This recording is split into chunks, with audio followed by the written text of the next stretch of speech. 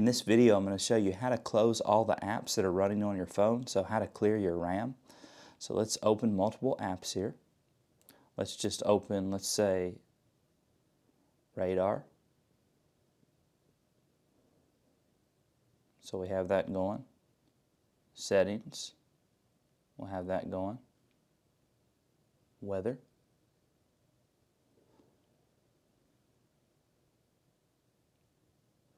And we'll open, let's just say Google. Okay, so we got 4 apps running in the background. Now, how to bring them up? This is how you bring them up.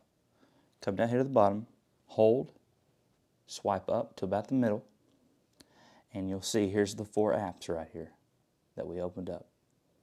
Now to clear them, just put your finger in the middle and swipe up each one. Boom, boom. Just like that. And that is how to close all your apps and clear your RAM.